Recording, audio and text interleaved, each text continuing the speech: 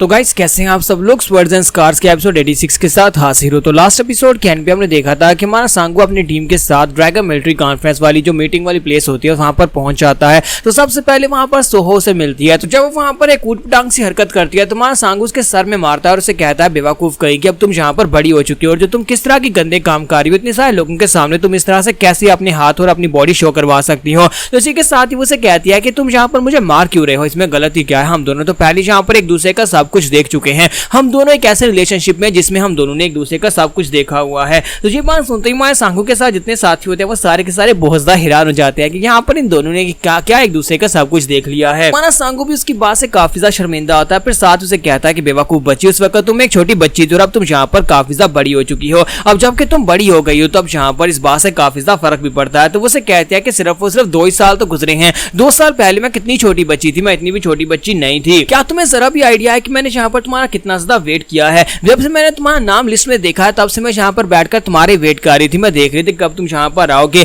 लेकिन तुम तो यहाँ पर मुझे देखकर बिल्कुल भी खुश नहीं हुए और मैं इस बात से बिल्कुल भी खुश नहीं हूँ। और ये बात सुनने के बाद बाकी के सभी लोग और भी हैरान हो रहे होते हैं और कहते हैं कि यहाँ पर इन दोनों के बीच में चल क्या रहा है। आखिर ये दोनों यहाँ पर एक दूसरे से इस तरह से बात कैसे कर सकते हैं। तुम्हारा सांगू और भी ज्यादा शर्मिंदा होता है, फिर से उसके सर में मारता है और उसे कहता है कि तुम्हारी हिम्मत कैसे भी यहाँ पर आगे से मेरे सामने टॉक बैक करने की। मैं तुम्हारा बिग ब्रदर हूँ, बिग ब्रदर के साथ इस तरह से बात नहीं कर से। फिर साथ ही उसे कहता है कि बताओ कि तुम यहाँ पर कर क्या रही हो। तो वो उसे कहती है कि मैं यहाँ पर क्या कर रही हूँ, ग्रैंडफादर के साथ मैं इस जगह के ऊपर आई हूँ क्योंकि ग्रैंडफादर को इस मिलिट्री कॉन्फ्रेंस को अनाउंस मैनेज करने का काम दिया गया है। ग्रैंडफादर यहाँ पर इस पूरी की पूरी मिलिट्री कॉन्फ्रेंस को मैनेज कर रहे हैं और मैं उनके साथ यहाँ पर उनकी मदद कर रही हूँ। सांगू कहता है कि अब वाकई में उसी के साथ उसके ग्रैंडपा जो होता है पीछे से निकल कर आ जाता है और उसे कहता है कि वेलकम, प्लीज माफ करिएगा, हम लोग कब से यहाँ पर तुम लोगों का वेट कर रहे थे। तुम सभी लोग यहाँ पर क्या सेफली पहुंचे हो, क्या तुम्हें यहाँ पर आने में कोई दिक्कत तो नहीं हुई। तो उसी के साथ ही मास्टर बुक आगे बढ़ते हैं और उसे कहता है कि नहीं, यहाँ पर हमें कोई भी ऐसी दिक्कत नहीं हुई। मास्टर डिवाइन फिजिशियन, आपका बहुत बहुत शुक्रिया जो आप यहाँ पर हमारा वेट करने के लिए खड़े थे। तो ग्रैंडफादर उसे कहता है कि यहाँ पर तुम्हारी म्यूरम लीग के हायर अप्स ने मुझे यहाँ पर ये पोजीशन रिकमेंड की थी क्योंकि सभी लोगों के दरमियान में समझौते के एग्रीमेंट मैं ही लेकर गया था।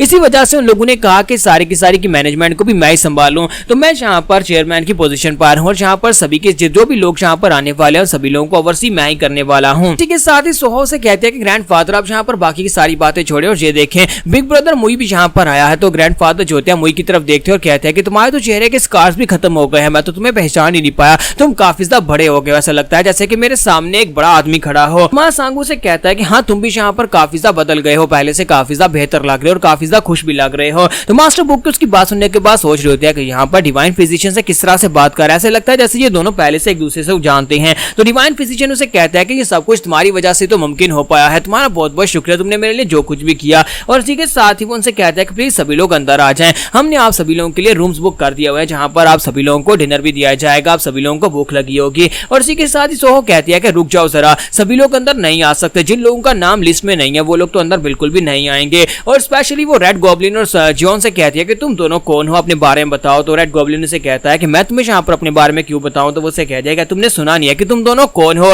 तो रेड गॉब्लिन कहता है कि इस बात का क्या मतलब है कि तुम हम दोनों से यहाँ पर आकर पूछ रही हो। सोहो से कहता है कि तुम दोनों का नाम लिस्ट में नहीं है जहाँ पर बाकी के 50 लोग पूरे हैं, तुम दोनों यहाँ पर एक्स्ट्रा हो। तो रेड गॉब्लिन से कहता है कि मुझे यहाँ पर कंपटीशन में इनवाइट नहीं किया गया। तो उसे कहते हैं कि तुम्हें यहाँ पर इनवाइट नहीं किया गया तो इसका मतलब यह है कि तुम बिग ब्रदर के एक हेंचमैन हो क्योंकि तुम यहाँ पर उसको फॉलो कर रहे हो, लेकिन तुम यहाँ पर बिग ब्रदर की इस वजह से अंदर नहीं जा सकते। तुम इस तरह से तो बिल्कुल भी अंदर नहीं जा पाओगे। सबसे पहले तुम्हें यहाँ पर मेरी अप्रूवल की जरूरत पड़ेगी, अगर मैं यहाँ पर किसी को अप्रूव करूंगी तभी वो यहाँ पर अंदर जा पाएगा। अब जल्दी से अपने आइडेंटिटी टोकन निकालो, तुम्हारे पास तुम्हारे आइडेंटिटी कार्ड तो होंगे। तो वो दोनों चुपचाप वहां पर उसके सामने खड़े होते हैं क्योंकि दोनों के पास उनके आइडेंटिटी बैज नहीं होते। इसी के साथ ही हमारे सोहो जो होती है रेड गॉब्लिन के पैर पर मारती है, जिससे हमारा रेड गॉब्लिन चलाते हुए कहता है कहीं तुम पागल तो नहीं होगी, ये तुम क्या कर रही हो। तो सांगू से कहता है कि जो मेरे दोस्त हैं प्लीज यहाँ पर थोड़ा सा इनके ऊपर तरस खाओ और इन्हें अंदर आने दो। तो वो से कहती है क्या वाकई में जो तुम्हारे दोस्त हैं, मुझे तो यहाँ पर तुम्हारे दोस्त से ज्यादा तुम्हारे हेंचमैन लगते हैं। तो वो कहता है कि हाँ तुम यही समझ लो, लेकिन ये मेरे दोस्त हैं। तो सोहो से कहती है लेकिन ये तो मैं यहाँ पर जज करूंगी कि आखिर इन दोनों को अंदर आने देना है या नहीं आने देना। और इसी के साथ ही हमारे सोहो जो होती है वो रेड गॉब्लिन से कहते हैं कि जरा अपना सर नीचे झुकाओ। तो हमारा रेड गॉब्लिन जो होता है उसकी बात सुनने के बाद कहता है कि मैं यहाँ पर तुम्हारे सामने अपना सर क्यों झुकाऊंगा। तो सोहो से कहती है कि क्या तुमने यहाँ पर मेरी बात को सुना नहीं, मैंने कहा कि अपना सर झुकाओ, मेरी परमिशन के बिना कोई भी यहाँ पर अंदर से अंदर नहीं जा सकता और जब तक मैं तुम्हारे चेहरे को ठीक तरह से देख नहीं लेती तब तक तुम यहाँ पर से हिलोगे भी नहीं, चुपचाप यहाँ पर अपना सर नीचे झुकाओ। तो वो सोच रहा होता है कि ये बेवकूफ लड़की यहाँ पर चाहती क्या है, इसे क्या लगता है कि मैं यहाँ पर इसके ऑर्डर्स को फॉलो करूंगा। और इसी के साथ ही सोहो जो होती है उसके घुटने पर किक मारती है जिसकी वजह से हमारा रेड गॉब्लिन वहां पर नीचे नीचे की तरफ झुकता है। तो वो उसका चेहरा देखने के बाद कहती है कि तुम्हारा चेहरा ये तो काफी ज्यादा कूल है, बिल्कुल बिग ब्रदर मुई की तरह, जैसा उसका पहले चेहरा हुआ करता था। तुम्हारे चेहरे के ऊपर भी काफी सारे स्कार्स हैं और तुम काफी ज्यादा हैंडसम भी हो। और इसी के साथ ही हमारा रेड गॉब्लिन वहां पर शर्माना शुरू कर देता है, जबकि हमारा सांगू साइड के ऊपर खड़ा वहां पर मुस्कुरा रहा था कि यहाँ पर चल क्या रहा है। और इसी के साथ सोहो से कहती है कि तुम दोनों के फेस एक जैसे हैं, यानी कि तुम और हमारा बिग ब्रदर मुई दोनों के फेस एक जैसे हैं और तुम यहाँ पर एटीट्यूड और बॉडी बिल्ड के हिसाब से भी उसके जैसे ही हो। और इसी के साथ ही सोहो जो होती है वो हमारे सांगू से कहती है कि बिग ब्रदर मुझे एक फेवर चाहिए। तो वो कहता है हाँ बताओ तुम्हें क्या चाहिए। तो वो कहते हैं कि मुझे ये वाला बंदा चाहिए, इसको मुझे दे दो। तुम्हारा सांगू कहता है क्या तुम इसे क्यों लेना चाहते हो, यार तुम्हें इससे क्या चाहिए। तो वो उसे कहते हैं कि बस कुछ नहीं, बस मुझे ये बंदा चाहिए,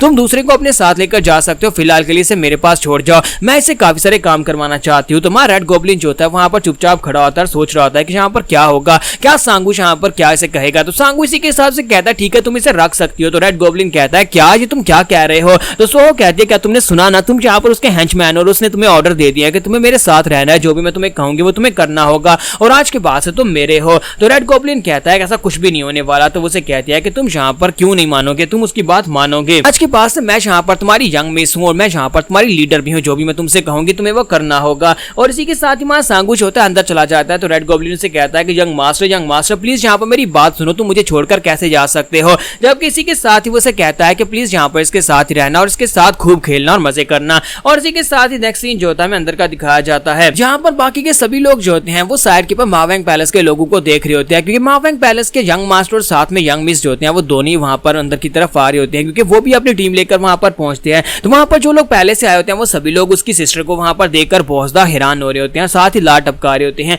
क्योंकि वो बहुत ज्यादा खूबसूरत होती है। तो वो कहता है क्या जहाँ पर इतनी खूबसूरत लड़की जहाँ पर कैसे हो सकती है, लगता है कि ये मावेंग पैलेस की यंग मिस है। वहीं पर हमारे सांगू को दिखाता है कि वो मिस शिन के साथ बैठा वहीं पर साइड के ऊपर एक टेबल पर बैठकर खाना खा रहा होता है। तो यंग मिस उसे कहती है कि यंग मास्टर क्या तुम्हें ये दोनों लोग याद हैं। तो वो उसे कहता है कि हाँ मुझे ये लोग याद हैं, ये तो वही लोग हैं जिन लोगों ने हमारे कुत्तों को मार दिया था। और इसी के साथ हमारा यंग मास्टर जो होता है वो भी वहीं पर रुक जाता है, क्योंकि उसे मिस शिन को पहली बार देखते ही प्यार हो गया था। तो जैसे वो मिस शिन को वहां पर दोबारा देखता है वहां पर रुक जाता है और कहता है कि ये लड़की यहाँ पर क्या कर रही है, अगर यहाँ पर ये लड़की अकेली होती तो फिर तो कोई बात अलग होती, लेकिन अभी भी यहाँ पर इस कमीने लड़के के साथ ही यानी इस बैकडोर गार्ड के साथ ही है और मुझे ये बात बिल्कुल पसंद नहीं है। जबकि हमारा सांगू जो होता है वहां पर अपने मुंह में खाना डालकर ही बात कर रहा था और कहता है कि आज ये कमीने लोग यहाँ पर हमें घूर कर क्यों देख रहे हैं। और इसी के साथ यंग मास्टर वहां पर सोच रहा था कमीने तुम यहाँ पर जितना खाना खाना है खा लो, क्योंकि एक ना एक दिन मैं यहाँ पर तुम्हारा गला काटूंगा और मैं बड़े आराम के साथ और प्यार के साथ तुम्हारा गला काटूंगा। जबकि हमारा सांगू इसी के साथ से कहता है कि क्या तुम लोग यहाँ पर दोबारा से किसी कुत्ते को मारने के लिए आए हो,